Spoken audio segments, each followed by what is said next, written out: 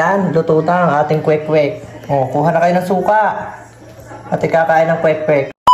Magandang araw nga ho mga kagilew. Ari naman ho't maiba naman tayo. For today's video ho ay hindi tayo lalayas. Kung hindi gagawa tayo ng merienda. Alam kong nakita na ninyo sa intro kung ano ating gagawin. Abay pahingi ako ng suka at gagawa kita ng kwek-kwek. Alaw, hindi kwek-kwek yun. Alam gaho ninyo yung butsi-butsi. Alam ko kung hindi pamilyar yung butsi-butsi ay awan ko ho kung anong tawag sa inyo. I-comment nyo nga kung anong tawag sa inyo para alam ko din. Alam nyo gaho, ang pinakamahirap sa garning pagbo-voice over. Yung mga ingay sa paligid na mayroong garning manok, natitilaok. Kita mo mamaya sasakalin ko na yun tapos lalagyan ko ng papaya. Tinula ka sa akin.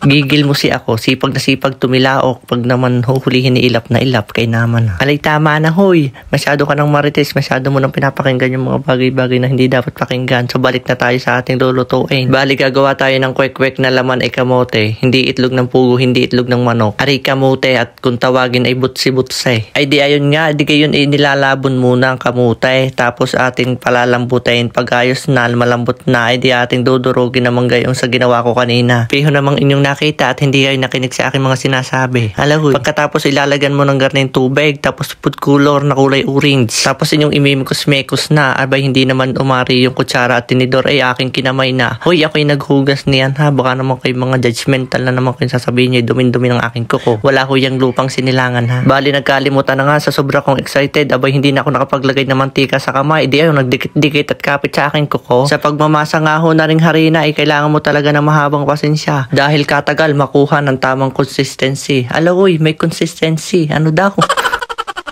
Dapat ho, pag kayo gagawa ng garna ay kayo may katulong. Hindi ho kayo gagaya ng garni sa akin. Ako'y chulo lang. Hindi ako lang ang pagod. Sa dami nga akong proseso din na rin bago magawa. Nangalay na ng aking kamay, aking pinagsusuntok na. Kahirap naman abutin ng tamang consistency. Ay talaga naman. Pero walang susuko, kailangan natin tapusin to for the goal. Ay di garni muna ang aking padalay. Ay di ako'y nagbilog-bilog muna ng garni para ako hindi mahirapan. Bali nagtanong ang aking kapatid, sabi bay daw ang lalaki ng aking bilog na garni. Abay sabi ko, malalapad ang aking gagawin eh. Abay gusto niya yung bite size lang. Ay di ako'y no choice. Ay di ako'y nagawa ng garning maliliit. Abay pala decision din na rin aking kapatid na aray gusto yung bite size. Ay hindi naman siya natulong. Alawi. Baligar nila ang paggagawa na rin. Kukuha ka lang ng kaunting harina tapos yung lalapadin gayon. Tapos ilalagay mo na sa loob yung kamote tapos lalapadin mo ganyan. Hindi ka dali lang. O ayan. Yung ako'y gumawa ng malapad na isa tapos ako'y gumawa ng bite size. O tingnan nyo na lang aking paggagawa diyan. At ang hirap na magkwintong garin eh.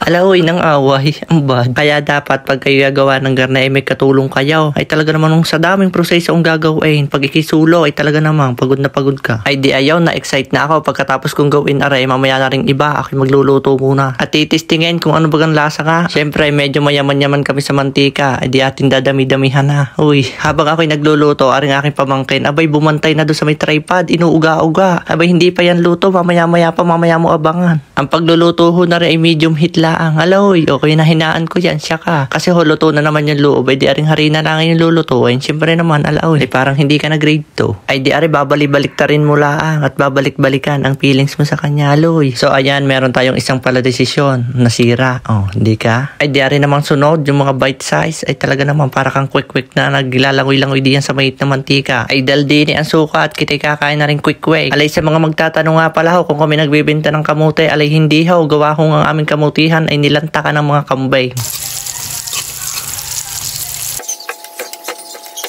Yan, luto na ang ating kwek-kwek. O, kuha na kayo ng suka.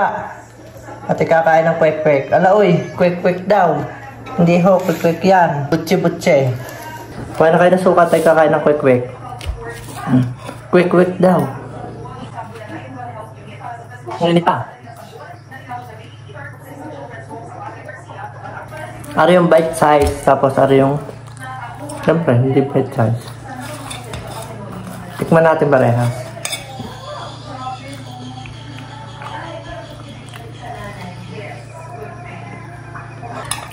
Ang sarap. Butsin kamote. Butsin kamote. Parang kwek-kwek nga oh. Kaya ka. Masarap.